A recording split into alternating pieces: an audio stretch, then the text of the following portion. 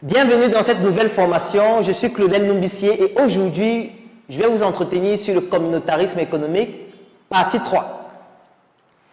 J'ai un ami qui s'appelle Thierry Niamen, un ami pour qui j'ai beaucoup de considération et beaucoup d'admiration. C'est le président directeur général d'une entreprise qui s'appelle NT Food et dont leur marque la plus connue, c'est Tanti. Et il m'expliquait une fois que lors d'un de ses voyages en Occident, il était hébergé par un juif.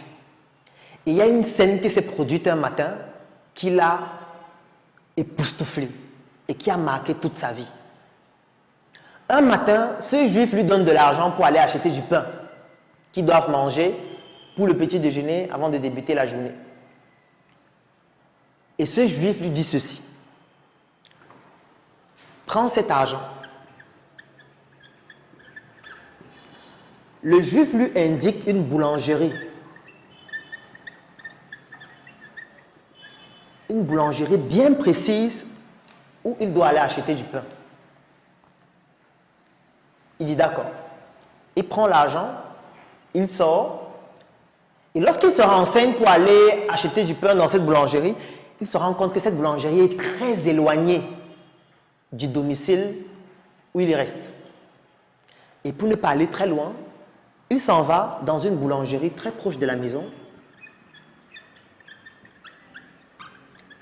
et il y achète du pain. Du pain chaud. Et il rentre à la maison avec ce pain. Lorsqu'il arrive à la maison, le juif arrive, voit le pain et il lui demande: où est-ce que tu as acheté ce pain? Il lui dit: j'ai acheté ça dans une boulangerie à côté parce que je me suis rendu compte que le pain que je devais aller acheter dans la boulangerie dans laquelle tu m'as indiqué, la boulangerie elle est très éloignée. Et le juif lui demande d'aller jeter ce pain et qu'il ne mange pas de ce pain ici. Lui, il ne comprend pas pourquoi le juif lui demande de jeter le pain. Il prend le pain, il sort, il voit le chien qui est dans la cour, il prend le pain, il veut donner au chien. Le juif lui dit: je t'ai demandé de jeter ce pain, même mon chien ne doit pas manger à ce pain. Et là, il était stupéfait, il ne comprenait pas ce qui se passait. Le juif lui demande: jette ce pain dehors. Il jette le pain, il revient. Le juif lui donne encore de l'argent. Il lui indique bien encore l'endroit: va m'acheter le pain dans cette boulangerie. Il sort, il parcourt toute la distance qu'il faut, il achète le pain dans cette boulangerie et il revient. Dès qu'il revient à la maison, le juif prend le pain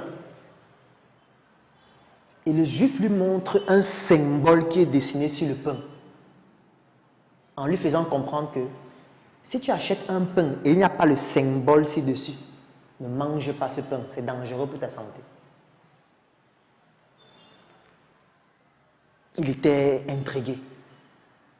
Lorsqu'ils finissent de manger, il se rend compte qu'en fait, le symbole qui est sur le pain, c'est un symbole juif. La boulangerie, ça appartenait à un juif. Et les juifs donc ont décidé de mettre un code sur leur pain pour que les autres juifs puissent acheter ce pain et pas un autre pain. Là, il a compris à quel point le communautarisme économique était implanté chez les juifs. Comme je vous l'ai expliqué dans la deuxième partie sur le communautarisme économique, les juifs, c'est l'un des peuples au monde qui pratique en excellence, ou plutôt par excellence, le communautarisme économique. Une étude a démontré que lorsqu'un juif a de l'argent, ça tourne entre les mains de 22 autres juifs avant de passer entre les mains d'un étranger. L'État juif a plus d'entreprises cotées en bourse que toute l'Europe réunie. C'est pour que vous puissiez comprendre la puissance que représentent les Juifs à ce jour grâce au communautarisme économique. Revenons au Cameroun pour essayer de comprendre cela avec d'autres exemples. Il y a une boulangerie dans la ville de Yaoundé que je ne vais pas citer qui a une particularité, c'est qu'ils vendent des croissants à des prix incroyables. Ça veut dire qu'il y a des croissants qui coûtent 1000 francs, 1500, parfois 2000 francs, un seul croissant. Et moi, j'étais intrigué parce que les autres boulangeries vendent les croissants en général à 250, 300 maximum. Un jour, je m'en vais donc dans cette boulangerie pour essayer d'acheter un croissant, pour comprendre quelle est la spécificité de ce croissant, pourquoi on le vend à 2000 francs. J'arrive dans cette boulangerie, je m'aligne parce qu'on s'aligne pour acheter le croissant. Lorsque j'arrive dans la caisse, après m'être aligné pendant plus de 30 minutes, on me fait comprendre que le croissant est terminé, mais que je patiente encore quelques minutes parce qu'on est en train de le mettre au four. Je patiente donc quelques minutes et puis ils reviennent avec le croissant. Je ne pouvais acheter qu'un seul parce que acheter 2 croissants, nous sommes déjà à 4000 francs. Je ne peux pas manger les croissants de 4000. J'achète un croissant et en me disant que certainement il y a un effet magique dans ce croissant, j'essaie de ne pas m'éloigner trop loin avant de le manger. Donc, je m'en vais juste devant la boulangerie et je mange le croissant là-bas. Il faut être malhonnête pour ne pas avouer que ce croissant est excellent.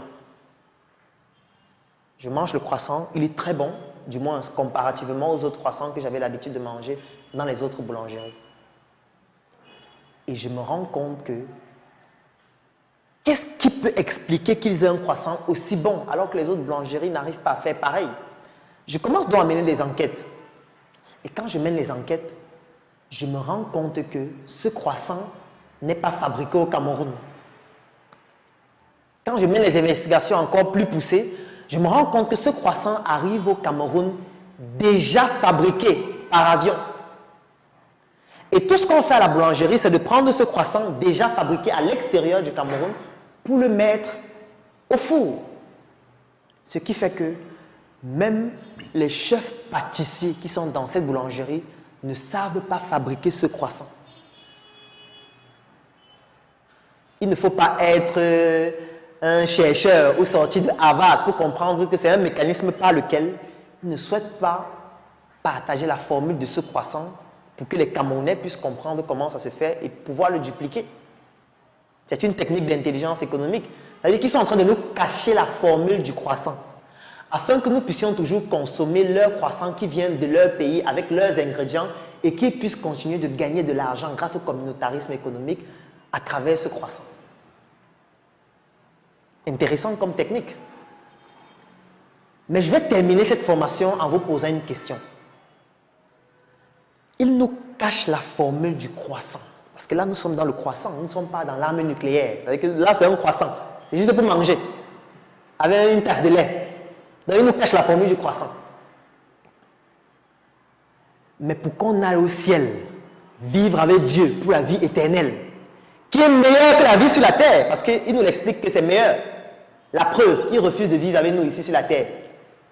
Lorsque vous voulez prendre un visa pour aller en Occident, on vous dit non, on ne veut plus les Noirs là-bas. Vous dites même que je ne veux pas le visa, vous voulez prendre la mer. Il y a une étude qui a démontré que les gardes-côtes en Italie coulent les bateaux. Ça a fait l'objet de tout un documentaire. Ça veut dire qu'ils voient des migrants venir dans des bateaux et ils coulent les bateaux. C'est-à-dire qu'ils ne veulent pas vivre avec nous ici sur la terre. Même lorsque vous arrivez en Occident, c'est vous qui faites les boulots qu'eux ils ne veulent plus faire. Vous êtes capable d'accepter les conditions qu'ils ne veulent plus accepter. Donc vous êtes en train de faire tourner le système et vous êtes en train de travailler pour payer les retraites des vieux du système qui ne peuvent plus travailler. Donc ils nous démontrent au quotidien qu'ils ne veulent pas vivre avec nous ici sur la terre. Mais pour qu'on aille vivre au ciel, où on sera avec Dieu, qui est meilleur que sur la terre, avec la vie éternelle qui nous sera offerte, il nous offre la formule pour y aller gratuitement. Il nous prêche la Bible gratuitement. Il nous prêche l'évangile gratuitement. Alors qu'il nous cache la formule du croissant. Ça, c'est la réflexion que je vous entraîne à avoir après cette 8e formation. Je suis Claudel Noumissier et je vous donne rendez-vous dans une prochaine formation.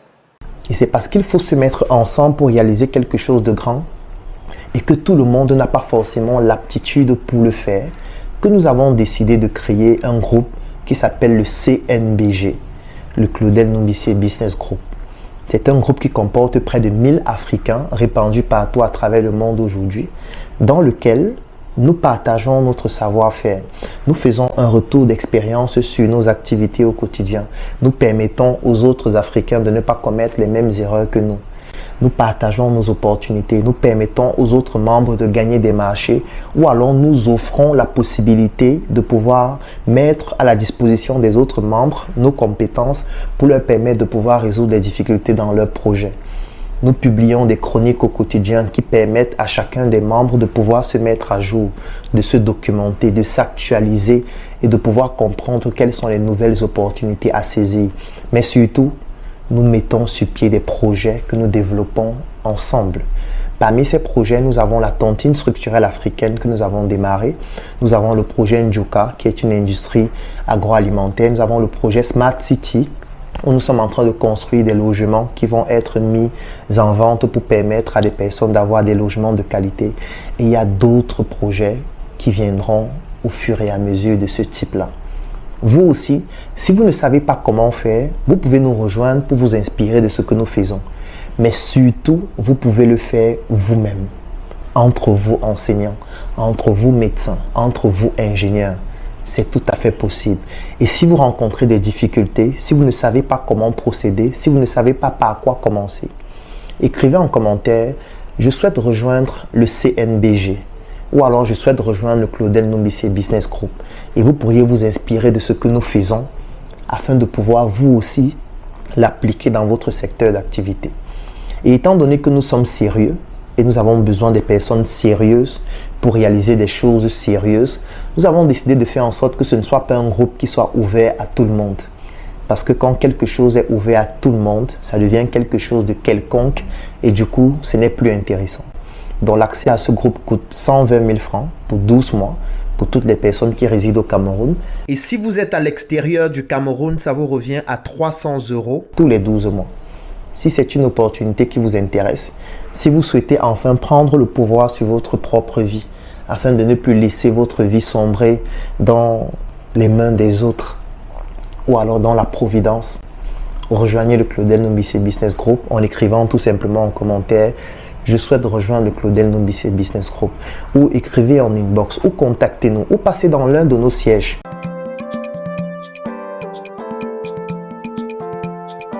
Solidaire, dynamique et toujours osé. Solidaire, dynamique et toujours osé.